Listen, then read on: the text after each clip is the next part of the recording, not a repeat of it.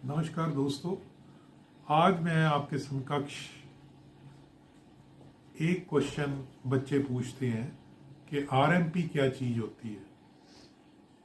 और बहुत बच्चे ये पूछते हैं कि आरएमपी और सीएमएसईडीपी क्या एक चीज़ है, कि सिनोनियम है। मैं आपको बताऊंगा कि जो आरएमपी रजिस्टर्ड मेडिकल प्रैक्टिशनर जिस संदर्भ में पूछा जाता है, एक्सपीरियंस बेस पे आरएमपी आज से 50 पहले हुआ करते थे, तो उसके लिए अलग एक रजिस्टर लगाया गया था। आज की डेट में जो आरएमपी होता है, रजिस्टर्ड मेडिकल प्रैक्टिशनर, उसकी डेफिनेशन मैं आपको बताता हूँ। आज की डेट में जिसने 4.5 साल की एमबीबीएस की हो, फर्स्ट प्रॉफ होता है 1.5 साल का, सेकंड प्रॉफ होता है 1.5 का, और थर्ड प्रॉफ होता है 1.5 का। 4.5 साल की हो गई एमबीबीएस और 1 साल की हो गई इंटर्नशिप। 5.5 साल की जिसने एमबीबीएस की हो और जिस कॉलेज से की हो, वो उस स्टेट मेडिकल काउंसिल, जिस प्रदेश में वो कॉलेज है, उससे अप्रूव हो, स्टेट मेडिकल काउंसिल से। और जो स्टेट मेडिकल काउंसिल है वो सीधी जो एमसीआई है, मेडिकल काउंसिल ऑफ इंडिया, जिसका अब नाम डिफरेंट हो गया है, नेशनल मेडिकल कमीशन हो गया है, उससे वो जुड़ी हो, मान्यता प्राप्त हो। तो दोस्तों फिर दोबारा समझाता हूँ। आज की डेट में रजिस्टर्ड मेडिकल प्रैक्टिशनर वो है जिसने 4.5 साल का एमबीबीएस कोर्स किया हो, 1 साल की इंटर्नशिप की हो, 5.5 साल का कोर्स किया हो, और उसके बाद वो स्टेट मेडिकल काउंसिल, जिस प्रदेश में वो कॉलेज है, उससे वो एफिलेटेड अप्रूव्ड हो। और स्टेट मेडिकल काउंसिल अम्ब्रेला के अंडर जिसके काम करती है वो होती है नेशनल मेडिकल कमीशन या एमसीआई के अंडर जुड़ी हो, तो वो बंदे को एक रजिस्ट्रेशन नंबर मिलता है। ठीक है, वो रजिस्ट्रेशन नंबर लाइफ टाइम होता है, और अगर वो एक प्रांत से दूसरे प्रांत जाता है तो उसको एक स्टेट का सरेंडर करना पड़ता है, दूसरे प्रांत के लिए वो अप्लाई करता है। जो लोग बाहर से एमबीबीएस करके आते हैं, यानी कि जाने के बाद, मान लीजिए आज बंदा कहता है कि मैं एमबीबीएस बाहर यूक्रेन, चाइना, फिलीपींस में जाके करना चाहता हूं, तो उसको पहले नीट क्वालिफाई करना होगा। जब वो नीट क्वालिफाई करने का, मान लीजिए उसके एक पैरामीटर है 117 या 120 या 140, जो भी उसके नंबर आए हैं, वो इंडिया में क्वालिफाई किया तो वो बाहर जा सकता है परमिशन लेके। नेशनल मेडिकल कमीशन, पहले एमसीआई की उसकी परमिशन ली, और उसके बाद जब वो वापस आएगा तो उसने फिर दोबारा पेपर देना है। अगर वो पेपर क्लियर होगा तो वो प्रैक्टिस का अधिकारी है, उसको रजिस्ट्रेशन नंबर मिल जाएगा।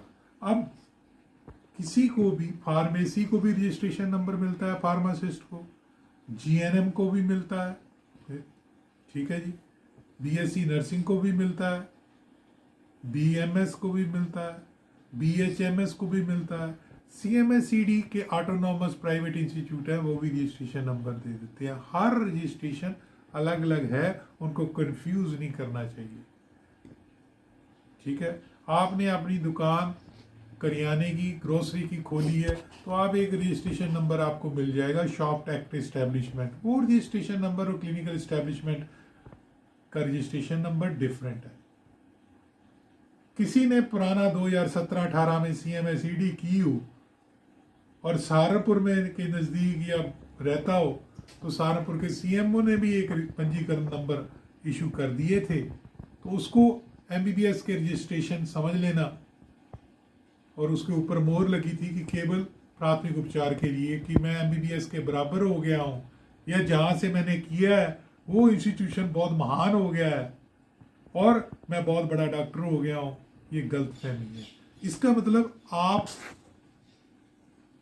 को मैं एक सेंटेंस बताता हूं। मैं शेर के पीछे दौड़ रहा था और शेर की लात टूट गई।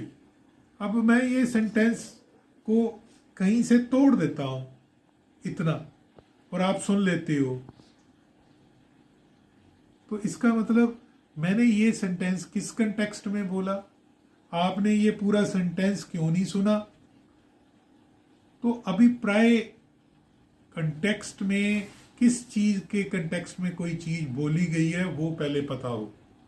सिर्फ एक रजिस्ट्रेशन नंबर, तो आप देखेंगे एक प्रोडक्ट है, ये मोबाइल है, ये क्रीम है एलोवेरा की, इसका भी है प्रोडक्ट का रजिस्ट्रेशन नंबर। ये किस कंटेक्स्ट में है, फूड एंड सेफ्टी प्रोडक्ट वालों की तरफ से है, एफपीओ की तरफ से है, आईएसओ की तरफ से है, तो किस कंटेक्स्ट में, किस कानून के अंडर है, किस कंटेक्स्ट में दिया गया है। आपका 10वीं का सर्टिफिकेट है, उसके ऊपर भी रजिस्ट्रेशन नंबर है। तो दिमाग खुदा ने ऊपर दिया है, इसका इस्तेमाल करना जरूर सीखिए। तो कई बच्चों को बोलता हूं मैं, कौन सा सेशन में आपने 10वीं की, तो वो कहते हैं हमारी सेशन ए। तो मैं कहते सेशन ए का मतलब, यानी कि मैं ए सेक्शन में पढ़ता था। दूसरा बोलता है डी, जो कोई बच्चा बोलता है सर्टिफिकेट, तो सर्टिफिकेट के स्पेलिंग ही एस से शुरू होते हैं। बच्चों पहले सर्टिफिकेट का नाम जानो, सर्टिफिकेट क्या होता है, डिप्लोमा क्या होता है, रिफ्रेशर प्रोग्राम क्या होता है, अवेयरनेस प्रोग्राम क्या होता है, वॉलंटियर क्या होता है, और डिग्री क्या होती है। तो बहुत सारे बच्चों को नहीं पता, अवेयरनेस नहीं है, तो गूगल पे सारा दिन बैठे रहते हैं, यूट्यूब पे, व्हाट्सएप पे, तो उनको पता होना चाहिए। तो दोस्तों, रजिस्टर्ड मेडिकल प्रैक्टिशनर आज की डेट में वो बंदा जिसने एमबीबीएस की हो, पंजीकृत हो अपने स्टेट में, तो सही मैंने वो रजिस्टर्ड मेडिकल प्रैक्टिशनर है। MIMS monthly index of monthly specialities, medical specialities पढ़िए, उसके ऊपर लिखा हुआ है only for medical, registered medical practitioner only. हर दवा के ऊपर जो शेड्यूल एच है उसके लिखा है only on the prescription of registered medical practitioner. हाँ, जैसे कि पेशाब किसी ने चेक किया, मैम की चाय ठंडी हो रही है, उनको मैं ऑफर कर रहा हूँ बीच में, जो ओरिजिनल चीज़ होती है ओरिजिनल ही होती है, जितनी मर्जी एडिटिंग कर लो, झूठ आगे पीछे पॉलिश कर लो। जैसे कई लोग बहुत सारे हैं बॉम्बे में और कई जगह पे, वो अपने पर क्लिक के हिसाब से पे कर देते हैं। अब मैंने मान लीजिए 250 से 1000 रुपया पे कर दिया यूट्यूब को, तो बहुत सारी ऐसी चीज़ें हैं, ऐप्स हैं जिसमें बंदे की आधे घंटे की वीडियो जो है उसमें व्यू आने भी शुरू हो गए, बंदे ने लाइक भी कर दिया। तो कहने का तात्पर्य, आधे घंटे की वीडियो, और आधे घंटे की वीडियो है और अभी अपलोड किए किसी ने, हार्डली 15 मिनट ही हुए हैं, तो 17,000 उसके व्यूज भी हो गए और सब्सक्राइबर भी बढ़ने शुरू हो गए, लाइक भी होने शुरू हुए। तो इसका मतलब है कि उन्होंने क्लिक पर व्यू के पैसे दिए हुए हैं। प्रमोशनल, हर चीज में लोचा है, लोचे को समझिए दोस्तों। जो चीज बगैर ग्लैमरस के चमकेगी तो क्रूड होगी, कच्ची होगी और खालिस होगी, शुद्ध होगी। तो दोस्तों, मेरे कहने का तात्पर्य है कि रजिस्टर्ड मेडिकल प्रैक्टिशनर शब्द को मैं अब और आपको समझाता हूं। बहुत सारे बुक्स में, लिटरेचर में लिखा है कि फलाने आरएमपी ने फलाने को, मरीज को मार दिया। वो आरएमपी शब्द यूज करना ही गलत है, क्योंकि वो कहना चाहिए कि अनरजिस्टर्ड मेडिकल प्रैक्टिशनर ने उस बंदे को गलत टीका ला के मार दिया। जब हम कहते हैं कि वो फलाना हमारे घर के पास आरएमपी है, तो हमारे कहने का तात्पर्य होता है कि वो अनक्वालिफाइड बंदा एक है, 10वीं पास, कहीं से एक्सपीरियंस लिया है, वो कहना चाहता है। मगर ये मिसनोमर हो गया। जैसे कि कोई बंदा यूरिन टेस्ट कराना चाहता है, तो डॉक्टर उसको कहता है मिसनोमर, गलत प्रचलित शब्द, तो वो कहता है कि जाओ यूरिन फॉर शुगर चेक कराओ, जाओ blood for sugar, fasting blood sugar कराओ। दोस्तों, शुगर का फार्मूला है C12H22O11, C12H22O11। हमारे खून में या हमारे पेशाब में शुगर आ ही नहीं सकती, चाहे जितना मर्जी डायबिटिक हो बंदा, क्योंकि सुक्रोज का मॉलिक्यूल क्रॉस ही नहीं कर सकता, इतना बड़ा है। कहना चाहिए था यूरिन फॉर ग्लूकोज, तभी तो उसको कहते हैं ग्लाइकोज यूरिया। और जो फास्टिंग ब्लड शुगर टेस्ट है उसका नाम होना चाहिए सही मायने में फास्टिंग ब्लड ग्लूकोज, मगर वो प्रचलित हो गया शुगर शब्द। तो घर वाली जो शुगर है वो C12H11 है, वो डाइसैक्राइड है, वो हमारे पेशाब में किडनी में क्रॉस करके नहीं आ सकती, ग्लूकोज आती है और हमारे ब्लड में भी ग्लूकोज होती है। मुंह में चीनी डालिए, बंदे की ब्लड ग्लूकोज लेवल नीचे हो रही हो तो जल्दी से स्फूर्ति नहीं आएगी, मगर मुंह में ग्लूकोज डाल दिए एकदम बंदा जो है चुकन्ना हो जाएगा आपके सामने। तो कहने का मतलब रजिस्टर्ड मेडिकल प्रैक्टिशनर सही लफ्ज है MBBS के लिए, ठीक है।